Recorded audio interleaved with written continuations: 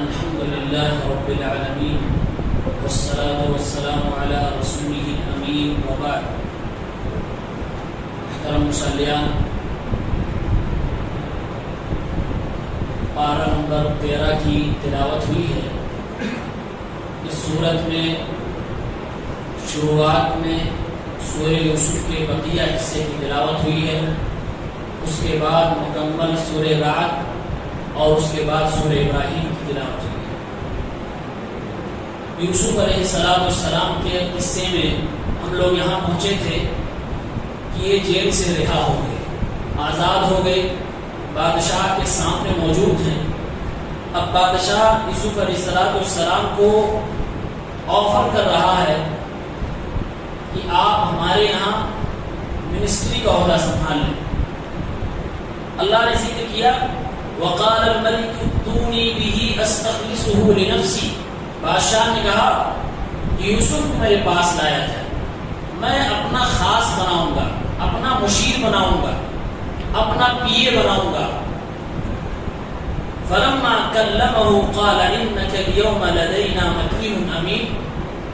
جب یوسف علیہ السلام کے بادشاہ کی گفتگو ہوئی، بادشاہ نے کہا آپ میری نگاہ میں بہت عزت دار ہو اور بڑے امانت دار بھی ہو. عزت دار اس لیے کہ آپ کا کیریکٹر، آپ کا کردار اچھا ہے. آپ نے موقع پا کر بھی اللہ رب العالمین کے خوف سے تقوی اختیار کیا اور آپ نے کسی کی عزت پہ ہاتھ نہیں ڈالا، اور آپ امانت دار بھی ہیں، تو آپ ہمارے یہاں عہدہ سنبھالیں. اب یوسف علیہ السلام مشیر نہیں بننا چاہتے، یعنی اس کا خاص نہیں بننا چاہتے، ایک الگ خاص منسٹری کا مطالبہ کیا. اور حضرت یوسف نے فرمایا اجعلنی علی خزائن الارض انی حفیظ علیم. مجھے وزیر خزانہ بنا دیجئے، میں حفاظت کرنے والا بھی ہوں، میں جانکار بھی ہوں. مفسرین نے لکھا ہے کہ بادشاہ کے خواب کی تعبیر انہوں نے بتائی تھی کہ آنے والے دنوں میں قحط سالی بڑھے گی، بھوکمری ہوگی، تو خزانے کا مالک بنا دیجئے، میں اس مصیبت سے نپٹنے کی صلاحیت رکھتا ہوں، مجھے معلوم ہے کہ کیسے ڈیل کرنا ہوگا. اور دو خوبیاں یوسف علیہ السلام کی بتائی گئی. بادشاہ نے کہا عزت دار ہے، امانت دار، اور انہوں نے کہا میں حفاظت کروں گا اور میں جانکار بھی. یعنی کہ کوئی بھی عہدہ سنبھالنے سے پہلے انسان کے اندر دو خوبیاں ہونی چاہیے. ایک یہ کہ اس کے پاس علم ہو کہ اس عہدے کو میں نبھا پاؤں گا، کیسے نبھاؤں گا، کیا طریقہ ہوگا، کیا اس کے رول اینڈ ریگولیشن ہے، وہ ہمیں جاننا ہوگا. دوسرا یہ کہ وہ آدمی باکردار ہو، اخلاق والا. اگر علم بھی ہو اور کردار اس کا اچھا نہ ہو تو عہدہ پانے کے بعد اس عہدے کا وہ غلط استعمال کر سکتا ہے. اس لیے اس کو باکردار ہونا بھی ضروری ہے، اور دونوں خوبیاں یوسف علیہ السلام کی تھی. اب یہ وزیر خزانہ بن گئے. قحط سالی پڑ گئی مصر میں بھی، مصر کے باہر بھی. یوسف علیہ السلام جہاں گئے تھے فلسطین میں بھی، وہاں تک کے لوگ بھوکمری کے شکار ہو گئے. اب یوسف علیہ السلام کے بھائی لوگ یوسف علیہ السلام کے دربار میں پہنچتے ہیں سستے میں غلہ لینے کے لیے، جیسے ہمارے یہاں راشن ملتا گورنمنٹ کی طرف سے، کم پیسے میں زیادہ غلہ لینے کے لیے. سارے بھائی پہنچ گئے اور یوسف علیہ السلام سے انہوں نے غلے بھی لیے، حال چال لیا، بات چیت ہوئی. اس کے بعد یوسف علیہ السلام سے لوگوں نے بتایا کہ ہمارے گھر میں اتنی فیملی ہے، یہ لوگ ہیں، اور ہمارا ایک بھائی اور ہے جو اپنے باپ کے پاس رہتا، ساتھ میں نہیں آیا ہے. تو یوسف علیہ السلام نے فرمایا فَإِن لَمْ تَأْتُونِي بِهِ فَلَا كَيْلَ لَكُمْ عِنْدِي وَلَا تَظْلَمُونَ. اگلی بار آنا تو اپنے اس بھائی کو بھی لے کے آنا جس کو تم گھر پہ چھوڑ آئے ہو. اگر تم اسے لے کر نہیں آئے تو پھر میرے پاس مت آنا، تمہیں کچھ نہیں دیا جائے گا بلکہ میرے قریب بھٹکنا بھی نہ. ڈرایا بھی، لالچ بھی. کہا کہ اگر آؤ گے دوبارہ بھر بھر کے دوں گا جیسے اس بار دیا ہے، اگر اس کے بغیر آئے تو واپس لوٹ آئے جاؤ گے. یہ بھائی لوگ واپس گھر گئے. یعقوب علیہ السلام کو پھسلانے لگے، کہنے لگے کہ بادشاہ نے ایسا وعدہ کیا ہے اور بادشاہ نے ہم لوگوں سے پیسے بھی نہیں لیے، فری میں غلے دے رکھے ہیں، ہمارے سامان کے ساتھ ہماری پونجی کو بھی واپس کر دیا، کوئی روپیہ کوئی بھی قیمت نہیں لی. اور اس نے وعدہ کیا کہ ہم آپ کو اور دیں گے، بھائی کو لے کے جانا پڑے گا. اجازت مانگنے لگے. بھائیوں کو شک تھا کہ پہلے دھوکہ کھا چکے ہیں، ابا جان دوبارہ نہیں بھیجیں، لیکن اس بار ان کی نیت سچی تھی کہ لے کے جائیں۔ یعقوب علیہ السلام نے فرمایا میں کس طریقے سے تمہارے باتوں پر یقین کر لوں، اس سے پہلے تم نے یوسف علیہ السلام کے ساتھ کیا کیا ہے؟ کہنے لگے لن ارسلہ معکم حتی تؤتونی موثقا من اللہ، ہم اپنے اس بیٹے کو تمہارے ساتھ ہرگز نہیں بھیجیں گے یہاں تک کہ تم لوگ اللہ کو اپنے بیچ میں ہمارے بیچ میں لے کے آؤ، یعنی تم اللہ کے نام پر وعدہ لو کہ تم ضرور میرے بیٹے کو میرے پاس پہنچا دو گے، الا ان یحاط بکم، ہاں اگر تم سب کے ساتھ قید کر دیے جاؤ یا تم سب کے ساتھ کسی عذاب کے شکار ہو جاؤ، کسی مصیبت کے شکار ہو جاؤ، پھر تم لوگوں کے بس کی بات نہ ہوگی، ورنہ تم میرے بیٹے کو ضرور میرے پاس واپس لاؤ گے۔ فلما آتوه موثقهم قال الله على ما نقول وکیل، ان بھائیوں نے اللہ کے نام پہ وعدہ لے لیا۔ حضرت یعقوب نے فرمایا جاؤ اللہ کی حفاظت میں اپنے بیٹے کو میں دے رہا ہوں، اور ہاں اللہ ہمارے اور تمہاری باتوں پہ گواہ ضرور رہے گا۔ اپنی شرطوں پہ بھیج دیا، جانے لگے۔ یعقوب علیہ السلام نے فرمایا وقال یا بنی لا تدخلوا من باب واحد، اے میرے بیٹوں ایک دروازے سے بادشاہ کے گھر میں داخل نہ ہونا، ایک دروازے سے اس شہر میں نہ جانا، وادخلوا من ابواب متفرقہ، الگ الگ دروازوں سے تم جانا۔ مفسرین نے لکھا ہے یعقوب علیہ السلام نے اس لیے کہا کیونکہ یہ تمام کے تمام بھائی بڑے خوبصورت تھے، لمبے چوڑے تھے، تندرست تھے، ممکن تھا کہ سارے بھائیوں کو اکٹھا دیکھ کر کوئی بری نظر سے ان کو دیکھتا اور ان کو نظر بد لگ جاتی، اس لیے یعقوب علیہ السلام چاہتے تھے کہ میرے بیٹے نظر بد سے محفوظ رہے۔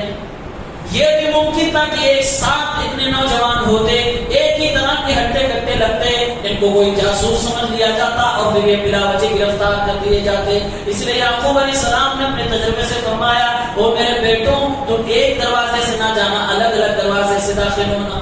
سب کے سب پہنچ گئے، سامنے پہنچ گئے سارے بھائی۔ یوسف علیہ السلام کو ابھی کوئی پہچانتا نہیں تھا، لیکن یوسف علیہ السلام سب کو پہچانتے تھے، پہلے ہی پوچھ لیا تھا۔ آج بنیامین کو دیکھ کر یوسف علیہ السلام طرف گئے کیونکہ ان کا سگا بھائی تھا، ان کی ماں جا رہی تھی۔ یوسف علیہ السلام نے بنیامین کو کنارے لیا اور اکیلے میں تنہائی میں لے کر گئے اور کہنے لگے قال انی انا اخو فلا تبتئس بما كانوا يعملون، اور میرے بھائی میں تمہارا بھائی یوسف ہوں، تم میرے بھائی بنیامین ہو، یہ تمہارے بھائی میرے ساتھ جو یہ لوگ کیے ہیں یا تمہارے ساتھ یہ لوگ جو کرتے ہیں تم کبھی بھی اس سے فکر مت کرنا، کبھی اس سے مایوس نہ ہونا، میں تمہارا بھائی یوسف ہوں، تمہارے ساتھ تمہارے سامنے موجود ہوں۔ اندازہ کیجئے اتنے دنوں کے بچھڑنے کے بعد جب بنیامین کو پتا چلا ہوگا کہ یوسف علیہ السلام یہی ہے، تھوڑی دیر پھر یقین ہی نہیں ہوا، کنویں میں ڈال دیا گیا کہاں سے، اور وہ بھی بادشاہ وقت وزیر خزانہ بنا بیٹھا، یقین ہی نہیں ہوا ہوگا۔ اب حضرت یوسف علیہ السلام نے ایک چال چلی۔ اس صورت میں یوسف علیہ السلام کے قصے میں 3 چالوں کا ذکر ہے۔ ایک چال بھائیوں میں چلی، باپ کو پھسلا کر اور یوسف علیہ السلام کو لے جا کر کنویں میں ڈال دیا۔ یہ چال کیوں چلی تھی؟ اس کے پیچھے کیا چیز تھی، کیا ریزن تھا؟ اس کے پیچھے ریزن تھا حسد، یعنی بھائیوں نے جو چال چلی اس کے پیچھے سبب حسد تھا، اس لیے یہ چال تھی، شیطانی چال تھی، اور یہ حسد ریزن جو تھا وہ بھی حرام تھا۔ اور دوسری چال اس عورت نے چلی جو حضرت یوسف علیہ السلام کے ساتھ چلی، اپنی ضرورت کو پوری کرنے کے لیے، شہوت کو پوری کرنے کے لیے۔ اس چال کے پیچھے جو سبب تھا وہ شہوت تھی، اور شہوت کو بھی ناجائز طریقے سے پورا کرنا حرام تھا، اور یہ وہی راستہ اختیار کی ہوئی، لہٰذا یہ چال بھی شیطانی چال تھی۔ یہاں یوسف علیہ السلام ایک تیسرا چال چل رہا ہے، یہ تدبیر چل رہے تھے، لیکن ان کی اس چال کا مقصد کوئی حرام چیز نہیں تھی جیسے وہاں حسد اور شر۔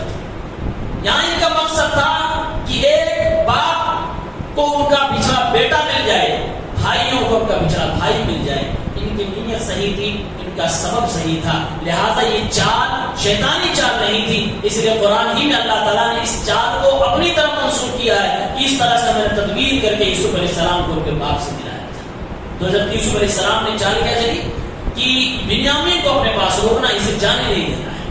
چنانچہ تدبیر کیا گیا کہ کسی طرح سے جو ماپنے کا آلہ ہے یہ بنیامین کے سامان میں ڈال دیا جائے، اور جیسے ہی ڈال دیا گیا یہ سب کے سب اپنے گھر کی طرف روانہ ہونے لگے۔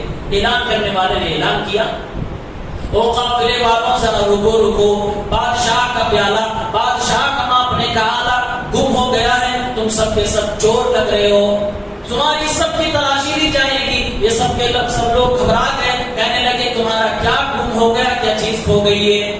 کہا بادشاہ کا پیالہ گم ہو گیا ہے، تم سب کی چیکنگ کی جائے گی۔ سارے بھائیوں کو چیک کیا گیا، اخیر میں بنیامین کا چیک کیا گیا، اسی میں موجود تھا، بنیامین کو پکڑا گیا، بھائیوں سے پوچھا گیا، بھائیوں نے کہا ہم لوگ کوئی چور قوم نہیں ہے، ہم لوگوں نے کبھی چوری نہیں کی ہے۔ بادشاہ نے یوسف علیہ السلام نے پوچھنا شروع کر دیا، اگر تم میں سے کوئی چوری میں پکڑا گیا تو بھی بتاؤ اس کی سزا کیا ہوگی؟ تو ان کے ہاں چوری کی ایک سزا چلتی تھی کہ جو چور پکڑا جائے اس کو مان لیا جائے، تو ان لوگوں نے وہی سزا بتائی، قالوا جزاؤه من وجد في رحله فهو جزاؤه۔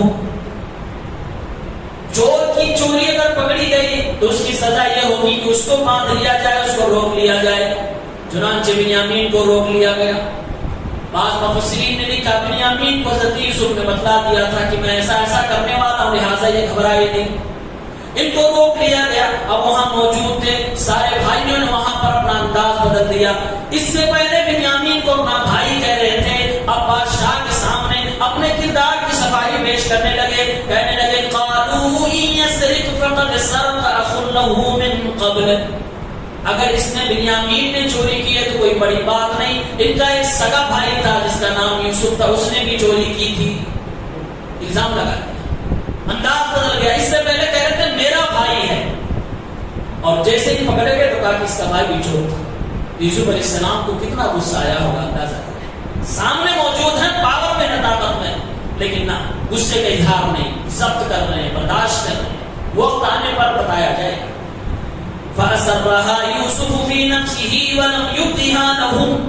یوسف علیہ السلام نے اپنے اس غصے کو ضبط کر لیا، اس بات کو برداشت کر لیا، اپنے بھائیوں کے سامنے ظاہر نہ کیا، بس اتنا کہا قال انتم شر مکانا واللہ اعلم بما تصفون۔ تم بہت بری جگہ پہ کھڑے ہو، تم بہت بری کنڈیشن میں پہنچی ہو، یعنی تمہارا حال کیا ہے کہ جب بھائی پکڑا جا رہا ہے تو اس پہ بھائی کو بھی چوری کے الزام میں تم الزام لگا رہے ہو، جب تمہارا نفع تھا اسی کو اپنا بھائی کہہ رہے تھے، جب تمہارا مطلب نکل گیا تو اسی کو اور اس کے بھائی کو، پورے خاندان کو، اس ماں کے ذریعے سے بچہ جتنے بھی پیدا ہوئے سارے لوگوں کو تم نے چور بنا دیا۔ مفسرین نے یہاں ایک نکتہ بیان کیا ہے کہ کبھی کبھی حق پہ ہوتے ہوئے دشمن کو معاف کرنا پڑتا، تھوڑی دیر کے لیے ضبط کرنا پڑتا، برداشت کرنا پڑتا، صحیح موقع کا انتظار، اور یوسف علیہ السلام نے یہی کیا۔ اب یہ لوگ گئے یعقوب علیہ السلام کے پاس پہنچے، پہلے یوسف کو کھو کے گئے، اب بنیامین کو کھو کے گئے، اور ساتھ میں ان میں جو بڑا تھا اس نے کہا میں جاؤں گا نہیں گھر پہ، باپ کو کیا کو دکھاؤں گا کہ جواب دوں گا، ہم لوگ تو وعدہ کر کے آئے تھے کہ بنیامین کو لے کے جائیں گے، اس کو بھی کھو کے جائیں۔ تو بڑا والا وہیں بیٹھ گیا کہ میں بھی نہیں جاؤں گا۔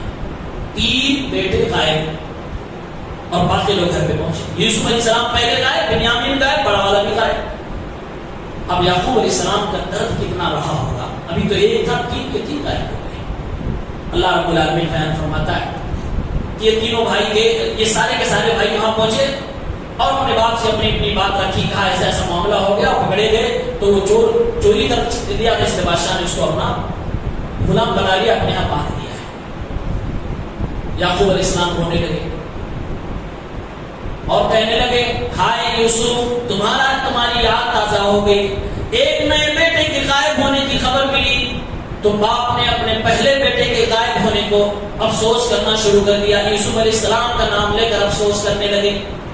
ان بھائیوں کو پھر سے حسد ہونے لگا، اتنا دن ہو گئے اس کو غائب ہوئے، ابھی بھی اس کا درد یہ بھول نہیں پائے، کہنے لگے قالوا تاللہ تفتأ تذکر یوسف حتی تکون حرضا او تکون من الہالکین۔ وہ ابا جان، اللہ کی قسم آپ مسلسل یوسف کا ذکر کیے جا رہے ہو، آپ مسلسل یوسف کے غم میں ڈھلے جا رہے ہو، ایسا لگ رہا ہو کہ غم میں آپ بھول کے مر جاؤ گے یا تو آپ ہلاک ہو جاؤ گے۔ یوسف علیہ السلام کے غم میں حضرت یعقوب علیہ السلام کی آنکھیں سفید ہو گئی تھی، آنکھ کی بینائی چلی گئی تھی، کہنے لگے انما اشکو بثی وحزنی الی اللہ واعلم من اللہ ما لا تعلمون۔ اے میرے بیٹو، میں تم سے شکایت نہیں کر رہا ہوں، میں تو اپنے اللہ سے شکایت کر رہا ہوں، اے اللہ اتنے غم پیدر پہ غم ملتے جا رہے ہیں. ابھی ایک بیٹا غائب تھا، اس کے درد کو میں جھیل رہا تھا، ابھی دوسرے کو بھی پکڑ لیا گیا اور تیسرا آنے سے منع کر رہا ہے. کہا میں اللہ سے شکایت کروں تم لوگوں سے نہیں. یعقوب علیہ السلام کہنے لگے یا بنی اذهبوا فتحسسوا من یوسف واخیہ، اے میرے بیٹوں جاؤ یوسف کا پتہ لگاؤ اور اس کے بھائی بنیامین کا پتہ لگاؤ. ولا تيأسوا من روح الله انه لا ييأس من روح الله الا القوم الكافرون. اور ہاں میرے بیٹوں، گرچہ میرے دو بیٹے غائب ہو گئے ہیں لیکن میں اللہ کی ذات سے نا امید نہیں ہوں. تم لوگ بھی نا امید نہ ہونا، کیونکہ نا امیدی کافروں کی پہچان ہے. کہا جاؤ ڈھونڈ کے لاؤ. بنیامین کے غائب ہونے کی خبر لائے ہیں لیکن یوسف علیہ السلام کے بارے میں کہہ رہے جاؤ ان کو بھی ڈھونڈو اور ان کو بھی ڈھونڈو. پہلے یوسف علیہ السلام کا نام لیا. ارے لوگ بھائی پھر سے پہنچ گئے یوسف علیہ السلام کے دربار، رونے لگے. کہا ابا بہت پریشان ہے، اس کا ایک باپ ہے بہت بوڑھا ہے، پریشان ہے، یہ وہ درد بیان کیا اور پھر اناج کے لیے سفارش کیا. کہا تھوڑا سا سامان، تھوڑی سی قیمت ہے، ہمیں دے دیجیے، بڑی بھوک مری ہے. یوسف علیہ السلام نے جب اپنے باپ کے درد کو سنا اپنے بھائیوں کی زبان سے تو برداشت نہ کر سکے.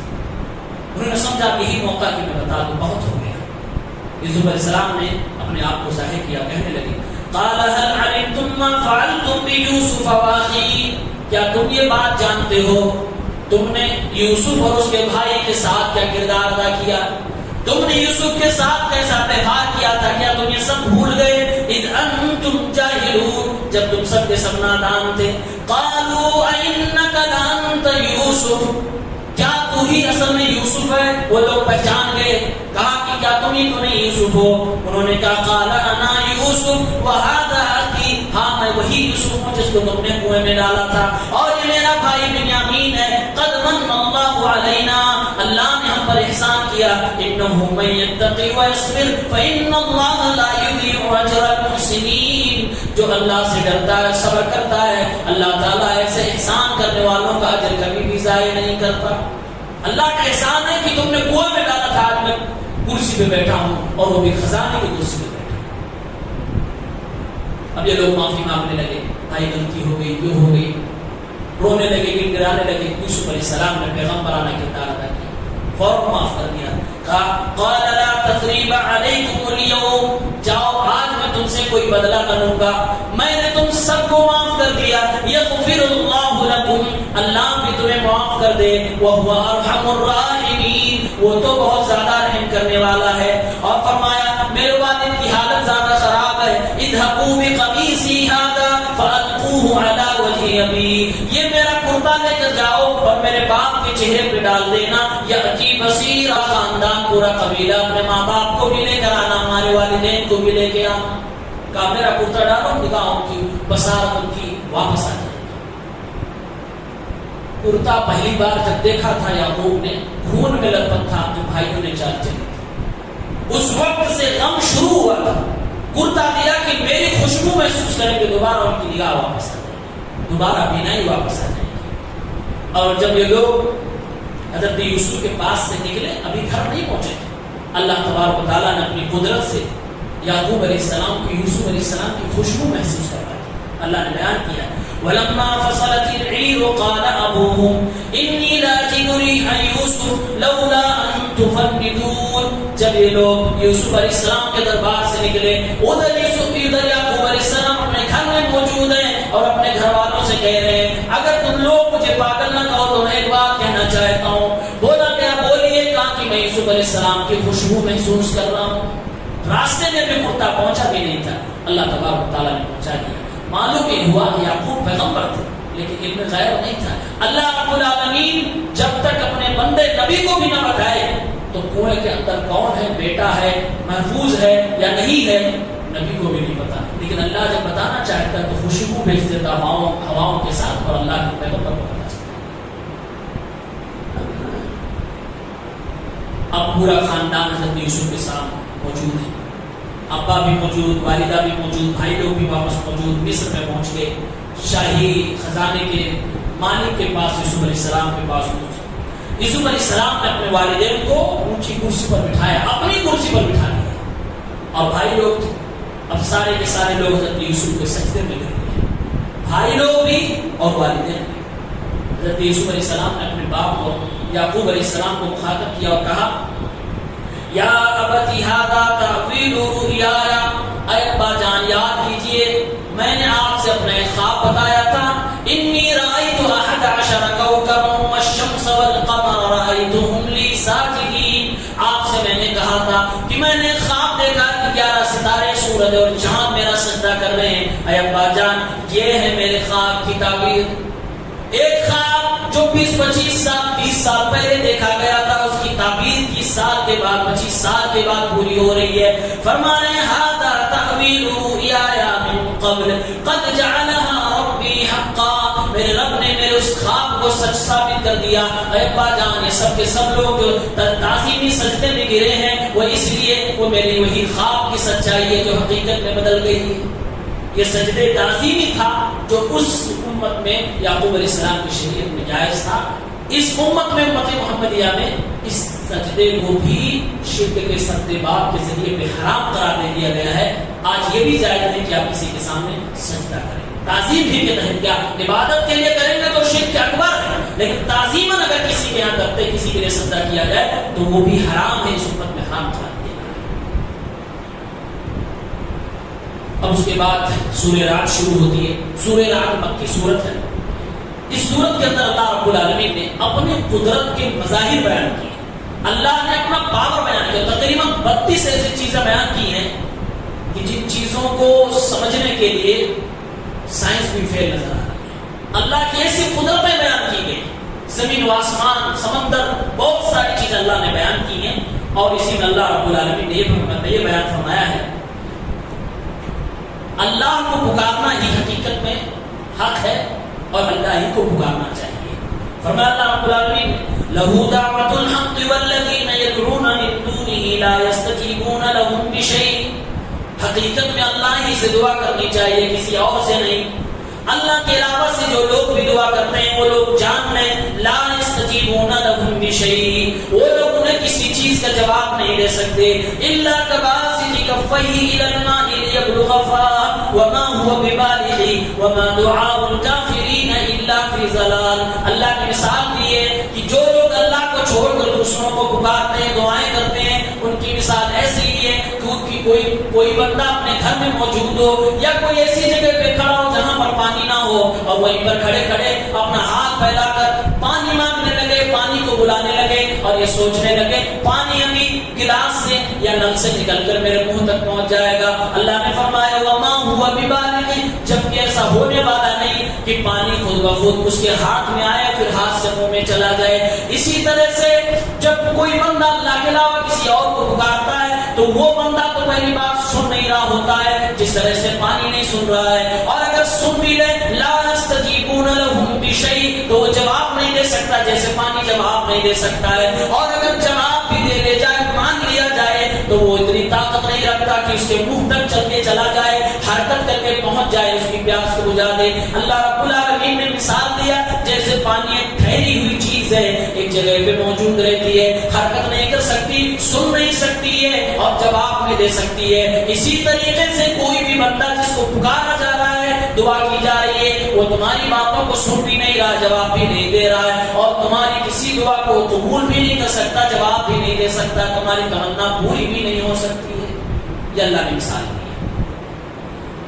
اس کے بعد اللہ رب العالمین نے کہا دل کو سکون اللہ کے ذکر سے ملے گا، اللہ کے ذکر کے علاوہ سے بھی سکون مل سکتا؟ اللہ نے کہا نہیں، صرف اللہ کے ذکر سے سکون ملے گا۔ ڈپریشن کی بیماری ہو، ٹینشن ہو، کوئی بھی غم ہو، درد ہو، اللہ کے ذکر سے ہی انسان کو سکون مل سکتا ہے۔ یہ کس نے کہا؟ دلوں کے بنانے والے رب نے کہا ہے۔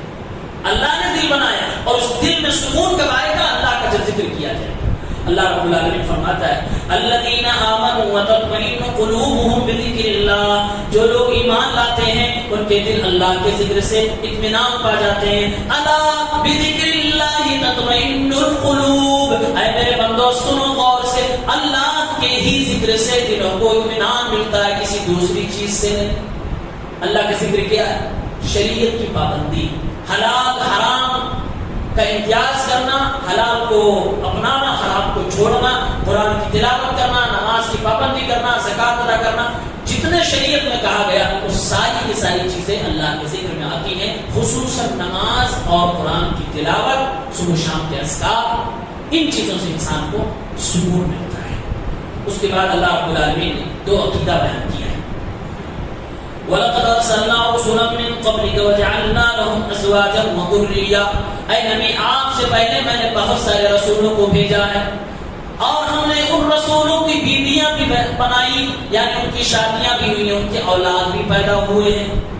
وَمَا كَانَ لِرَسُولٍ أَن يَأْتِيَ بِآيَةٍ إِلَّا بِإِذْنِ اللَّهِ، اور کسی رسول کے بس کی بات نہیں کہ اللہ کی اجازت کے بغیر کوئی معجزہ دکھا دے، یعنی نبی جو معجزہ دکھاتا وہ بھی اللہ کی مرضی سے ہوتا۔ اور یہاں تصور دنیا میں کیا ہے کہ جو ولی ہے ضروری ہے کہ وہ کرامت دکھائے، اور کرامت اپنے معتقدین اور مریدوں کے مانگنے پر لوگ دکھانے لگتے ہیں۔ نبی کے بارے میں کہا جا رہا ہے کہ نبی اپنی مرضی سے معجزہ نہیں دکھا سکتے، اور جعلی ولیوں کے بارے میں لوگ تصور رکھتے ہیں جب ہم کہیں گے تب یہ کرامت دکھائیں، جس دم مانگیں گے فوراً کرامت۔ اللہ کی مرضی سے کرامت ہوتی ہے، اللہ کی مرضی سے معجزہ ہوتا ہے، نہ نبی کا اس میں کوئی ہاتھ ہوتا نہ ولی کا کوئی ہاتھ ہوتا ہے۔ اور اللہ نے ایک عقیدہ یہ بتایا، کہا نبیوں کی بیویاں بھی ہیں اور نبیوں کے اولاد بھی ہیں۔ یہ اللہ نے دلیل کس بات کی تھی؟ دلیل اس بات کی دی ہے کہ لوگ کہتے تھے محمد کو ہم کیسے رسول مان لیں، تو ہم میں سے ایک انسان ہے۔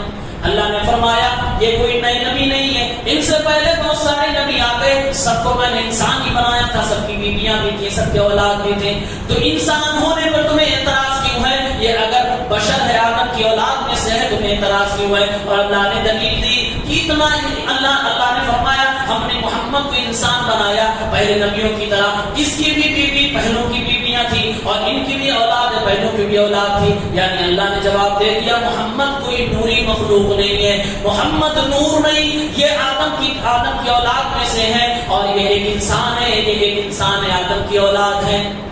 فرشتوں، بعض لوگ کہتے ہیں باطل عقیدہ ہے کہ یہ انسان کی شکل میں نوری مخلوق تھی۔ اللہ نے جواب دیا کہ نوری مخلوق کی اولاد نہیں ہوتی، یہ جبریل کا کوئی بیٹا کوئی بیٹی نہیں، کوئی بیوی نہیں ہے، ان کے آگے بیوی بھی ہے، بیٹا بھی ہے، بیٹی بھی ہے، یہ دلیل اس بات کی ایک انسان تھے۔ اور اس کے بعد اللہ نے اسی آیت میں ایک اور عقیدہ بیان کیا، کہا یمحو اللہ ما یشاء ویثبت وعنده ام الکتاب، اللہ تعالیٰ کے ہاتھ میں تقدیر ہے، لوح محفوظ اللہ کے ہاتھ میں ہے، اللہ جو چاہتا ہے باقی رکھتا ہے، جو چاہتا ہے مٹا دیتا ہے، یعنی کہ تقدیریں کبھی کبھی بدلتی بھی ہیں، اللہ رب العالمین کبھی کبھی تقدیروں کو بدلتا بھی ہے۔ اس لیے حدیثوں میں آتا ہے کہ جو شخص اپنے رشتہ داری کو صحیح ڈھنگ سے نبھاتا ہے اس کی عمر کو بڑھا دیا جاتا ہے، اس کی روزی بڑھا دی جاتی ہے۔ بعض صحابہ کرام سے ملتا ہے تو اللہ سے دعا کرتے تھے اے اللہ اگر میری قسمت میں بدبختی لکھی ہے تو اے اللہ اس کو مٹا کر مجھے خوش قسمت بنا دے، اے اللہ میری قسمت میں جنت لکھ دے، کیونکہ تیری ہی ہاتھ میں تقدیر ہے، تو چاہے تو مٹائے چاہے تو باقی رکھے۔ تو تقدیریں بھی بدلتی ہیں، اس کی وجوہات بتائی گئی، دعا سے تقدیر بدلتی ہے۔ آپ دعا کریں، آپ کے اگر قسمت میں مصیبت کوئی لکھی ہوئی ہے تو تب جاتی ہے، اور یہ سب کیوں ہوتا ہے؟ کیونکہ لوح محفوظ میں لکھا ہے کہ یہ دعا کرے گا پھر اس کی یہ تقدیر اور اس کی یہ مصیبت ٹل جائے گی۔ اور اسی میں ایک اور نقطہ ہے، انبیاء کے بارے میں اللہ نے کہا کہ بیویاں ہیں اور ان کے اولاد بھی ہیں۔ بیویاں کہہ کر اللہ نے یہ دنیا سے جو باطل عقیدہ پایا جاتا ہے اس پر رد کیا ہے، رہبانیت جو کرسچن میں اور غیر مسلموں میں پایا جاتا ہے، سادگی کہ دنیا سے الگ ہو جاؤ، شادی بیاہ سے کوئی مطلب نہیں، دنیا داری سے کوئی مطلب نہیں، ان پر رد ہے، وہ انبیاء کی سنت کے خلاف۔ اور دوسری چیز اللہ نے کہا وہ ذریہ، ہم نے نبیوں کی اولاد بھی عطا فرمائی۔ ذریہ یہ جمع ہے، پلورل ہے، اور یہ دو سے زائد پر بولا جاتا ہے، یعنی اولاد دو سے زیادہ ہو، یہ نبیوں کی سنت ہے۔ نسبندی اور فیملی پلاننگ پر رد کیا جا رہا ہے، دو سے زیادہ اولاد ہونی چاہیے، دو پر آدمی روک لگاتا ہے، یہ سنت کے خلاف کام کرتا ہے، شریعت کے خلاف کام کرتا ہے، اس پر اس کی پوچھتاچھ ہوگی، گناہ میں لگا۔ اس کے بعد سورہ ابراہیم کی تلاوت ہوئی ہے، یہ سورت بھی مختصر ہے، اس میں اللہ رب العالمین نے اپنے نبی کو تسلی دی ہے اور ظالموں کو الٹیمیٹم دیا ہے، مشرکین کو الٹیمیٹم دیا، نبی صلی اللہ علیہ وسلم کو تسلی دی اور یہ بیان کیا کہ رسول کو میں نے بھیجا تھا تاکہ لوگوں کو تاریکی سے نکال کر اجالے میں لائے، نور کی طرف لے آئے۔ اللہ رب العالمین نے فرمایا وَمَا أَرْسَلْنَا مِن رَّسُولٍ إِلَّا بِلِسَانِ قَوْمِهِ لِيُبَيِّنَ لَهُمْ، ہم نے ہر قوم کے اندر جو رسول بھیجا ہے یہ میری طرف سے انعام ہے، میری طرف سے رحمت ہے، اور میری طرف سے ایک بڑا انعام یہ بھی ہے کہ میں نے جس قوم میں جب رسول بھیجا تو اسی قوم کی زبان میں بھیجا تاکہ اپنی قوم کے لوگوں کو واضح بات کر لے جائے، اپنی قوم کے لوگوں کو اپنی بات سمجھا لے جائے، لِيُبَيِّنَ لَهُمْ، تاکہ اللہ کا پیغام انہیں سمجھا لے جائے۔ یا اللہ تعالیٰ نے بہت اہم بات بیان فرمائی ہے کہ ہر نبی کو ہم نے اس کی قوم کی زبان میں بھیجا، مقصد کیا ہے؟ تاکہ قوم کے لوگ اپنے نبی کی بات کو سمجھ سکیں، یہ آیت سامنے رکھیں۔ اور آج کے ماحول میں ہم اور آپ اپنی زندگی کو دیکھیں، آج ہمیں مہینے میں نہیں بلکہ سال میں دیکھ لیجئے قرآن کی کتنی آیتیں مسجدوں سے سمجھائی جا رہی ہیں، قرآن کی کتنی باتیں ہمیں بتائی جا رہی ہیں، خطبے بھی ہو رہے ہیں تو عربی میں ہو رہے ہیں۔ دلیل کیا ہے کہ نبی نے عربی میں خطبے دیے تھے؟ یہ آیت کیا بتا رہی ہے؟ ہر نبی کو ہم نے اس قوم کی زبان میں بھیجا تاکہ قوم کے لوگ سمجھ جائیں۔ خطبے کا مقصد لوگوں کو سمجھایا جا سکے، لوگوں کو نصیحت کی جا سکے۔ اگر ہم نے عربی زبان میں خطبہ دینا شروع کر دیا تو یا تو اپنی عوام کو آپ عربی زبان زبردستی سکھاؤ، اتنا کم سے کم سکھاؤ کہ آپ کے خطبے کو سمجھ جائیں، بڑی اچھی بات ہے۔ لیکن اگر آپ کی عوام عربی نہیں جانتی ہے تو اس آیت کو دلیل میں سامنے رکھ کر اپنی زبان میں اپنے قوم کو سمجھانے والی بات بتاؤ تاکہ قوم بھی سمجھ سکے۔ آپ سب اچھی طرح سے جانتے ہیں، جمعہ پڑھیے، سال بھر جمعہ پڑھ رہے ہیں، کچھ پتہ نہیں چل رہا ہے کہ امام صاحب نے کیا کہا خطبہ میں، کیونکہ خطبہ عربی میں ہو رہا ہے۔ اور بہت افسوس کی بات ہے کئی جگہوں پر خود امام صاحب کو پتہ نہیں ہوتا میں نے بتایا کیا، کیونکہ امام صاحب کی عربی نہیں سمجھ رہے، صرف حافظ جی کیا سمجھے، یا پھر اتنی عربی اچھی نہیں کہ وہ سمجھ سکے۔ تو اللہ نے فرمایا نبیوں کو میں نے ان کی زبان میں بھیجا، مقصد تھا تاکہ سمجھایا جائے۔ آج بھی قرآن اگر ہم اور آپ کو بتانے کے لیے اللہ نے ہم میں سے کسی کو علم دیا ہے تو ہماری ذمہ داری ہے کہ ہم ممبر رسول کا استعمال کر کے اور ان تمام اسباب کا استعمال کر کے امت تک علم پہنچائے اس زبان میں جس زبان میں امت سمجھ رہی ہے۔ اس کے بعد اللہ رب العالمین نے فرمایا لئن شکرتم لازیدنکم، اگر شکریہ ادا کرو گے میں بڑھاؤں گا، وَلَئِن كَفَرْتُمْ، ناشکری کرو گے، إِنَّ عَذَابِي لَشَدِيدٌ، تو میرا عذاب بڑا سخت ہے۔ اسی لیے اللہ کے نبی صلی اللہ علیہ وسلم نے فرمایا ناشکری بہت بڑا گناہ ہے، فرمایا کہ جہنم میں زیادہ عورتیں جائیں گی اور وجہ یہ ہے کہ عورتیں ناشکری اپنے شوہروں کی ہوتی، جب عورت اپنے شوہر کی ناشکری ہو جائے تو جہنم میں جانے لائق بن جاتی ہے۔ اندازہ کریں اگر ہم اپنے رب کی ناشکری ہو جائے ہمارا حال کیا ہوگا۔ اللہ نے فرمایا ان عذابی لشدید، ناشکرے بنے تو میرا عذاب بڑا سخت ہے۔ اس کے بعد اللہ رب العالمین فرماتا ہے زمین میں سکونت کسے ملے گی؟ لوگ نکالنے کی، بھگانے کی دھمکی دیتے ہیں، اللہ فرماتا ہے میں زمین میری ہے، میں کس کو باقی رکھوں گا وہ بتا رہا ہوں۔ فرمایا اللہ نے ذالک لمن خاف مقامی وخاف وعید، زمین میں اسے ہی میں رکھوں گا جو میرے سامنے حاضر ہونے سے ڈرتا ہے، یعنی دنیا میں کوئی گناہ نہیں کرتا اس سوچ کے ساتھ کہ اللہ کے سامنے جانا ہے، وہ ڈرتا ہے کہ اللہ رب العالمین نے اس گناہ پر یہ دھمکی دی ہے، ڈرایا ہے، ہم یہ عذاب نہیں جھیل سکتے، اس لیے وہ گناہ کو چھوڑ دیتا ہے۔ وَاسْتَفْتَحُوا وَخَابَ كُلُّ جَبَّارٍ عَنِيدٍ، اس کے بعد اللہ فرماتا ہے لوگوں نے اللہ سے فیصلے کا مطالبہ کیا تو پھر جتنے لوگ صدیق قسم کے تھے، جتنے لوگ ظالم قسم کے تھے، سارے کے سارے لوگ نقصان اٹھانے والے ہو گئے۔ مِن وَرَائِهِ جَهَنَّمَ، اور بعد میں تو جہنم آنے والی ہے، جہنم میں لوگ ڈالے جائیں گے۔ وَيُسْقَىٰ مِن مَّاءٍ صَدِيدٍ، اور جہنم میں پیپ کا پانی پلایا جائے گا۔ يَتَجَرَّعُهُ وَلَا يَكَادُ يُصِيبُهُ وَيَأْتِيهِ الْمَوْتُ مِن كُلِّ مَكَانٍ، اور فرمایا یہ جو جہنمیوں کا پیپ ہوگا یہ بڑا زیادہ گندا ہوگا، بڑا بدبودار ہوگا اور اتنا زیادہ گرم ہوگا، کھولتا ہوگا۔ بعض روایتوں کے مطابق کہ جب انسان اس کو اپنے منہ کے پاس لائے گا اس کی بھاپ سے ہی منہ پورا جھلس جائے گا، اور جیسے وہ پانی پیے گا سوئن کے راستے سے ساری آنتیں باہر نکل جائیں گی، انسان کی حالت خراب ہو جائے گی۔ لیکن پیاس اتنی شدت سے لگے گی، اللہ فرما رہا ہے انسان اس کو گھونٹ لے لے کر پیے گا۔ ولا یکاد یصیبہ، اور پی تو نہیں پائے گا۔ ویأتیہ الموت من کل مکان، ہر طرف سے اس کو موت آتی ہوئی نظر آئے گی۔ وما هو بمیت، لیکن انسان کو وہاں موت آنی نہیں ہے، کسی کو مرنا نہیں ہے، چاروں طرف موت۔ اتنی خطرناک سزا دی جائے گی. وَمِن وَرَائِهِ عَذَابٌ غَلِيظٌ، اس کے بعد بھی دردناک عذاب ہوگا. یہ تو ایک سمپل اللہ نے دیا کہ اس کے بعد بھی خطرناک عذاب ہوگا. اس کے بعد اللہ رب العالمین نے عذاب قبر کا ذکر فرمایا ہے اور فرمایا یثبت اللہ الذین آمنوا بالقول الثابت فی الحیاۃ الدنیا وفی الآخرہ. اللہ تعالی ایمان والوں کو سچی بات صحیح بات کہنے کی توفیق دے کر ان کو ثابت قدم رکھتا ہے دنیا میں بھی آخرت میں بھی. اس کی تفسیر اللہ کے نبی صلی اللہ علیہ وسلم نے عذاب قبر سے کی ہے. جب انسان قبر میں ڈال دیا جاتا ہے فرشتہ سوال کرنے آتا ہے. اللہ رب العالمین کے جو نیک بندے ہوتے ہیں ایمان والے ہوتے ہیں اللہ انہیں توفیق دیتا ہے وہ صحیح صحیح جواب دینے جاتے ہیں. اس آیت کی تفسیر میں اللہ کے نبی صلی اللہ علیہ وسلم نے عذاب قبر سے بچنے والے ایمان والوں کا تذکرہ کیا ہے اور اس کو اللہ کے نبی نے عذاب قبر یا قبر کے اندر جنت یا جہنم کا جو بھی جھلکی ہے اس کی سب سے بڑی دلیل ہے آیت ہے. اس کے بعد اللہ رب العالمین نے حضرت ابراہیم کی دو دعاؤں کا ذکر کیا. ایک دعا اپنی اولاد کے لیے اور ایک دعا اپنے ماں باپ کے لیے. وَجْنُبْنِي وَبَنِيَّ أَن نَّعْبُدَ الْأَصْنَامَ، اولاد کے لیے دعا کریں اے اللہ رب العالمین ہماری اولاد کو مشرک نہ بنانا، بت پرست نہ بنانا، توحید پرست بنانا. اور اس کے بعد دعا کر رہے ہیں رب اجعلنی مقیم الصلاۃ ومن ذریتی ربنا وتقبل دعاء. اے اللہ مجھے اور میری اولاد کو نماز کا پابند بنا، اے اللہ دعا قبول فرما لے. ربنا اغفر لی ولوالدی وللمؤمنین یوم یقوم الحساب. اے اللہ مجھے اور میرے والدین کو تمام مومنوں کو بخش دے جس دن حساب کے لیے دنیا کو کھڑا کیا جائے گا. ان دونوں دعاؤں میں ایک دعا اولاد کے لیے مانگی جا رہی ہے توحید پرست ہونے کے لیے، دوسری دعا اولاد کے لیے مانگی جا رہی ہے نمازی بننے کے لیے، اور دوسری دعا جو والدین کے لیے مانگی گئی اس میں کہا گیا اللہ مجھے اور میری والدین کو بخش دے. دونوں جگہوں پہ انسان کو یہ تعلیم دی جا رہی ہے جب تم اپنے اولاد کو اچھی تعلیم دو تو خود اپنے آپ کو پہلے یعنی کہ خود کے لیے بھی دعا کرو. اگر بچوں کے لیے دعا کر رہے تو خود کے لیے بھی کرو، ماں باپ کے لیے کر رہے تب بھی اپنے لیے کرو. اپنے آپ کو کبھی نہ بھولنا، خود کو جہنم سے بچانا، اپنے آل اولاد کو بھی بچانا، رشتہ دار کو اہل و عیال کو بھی بچانا.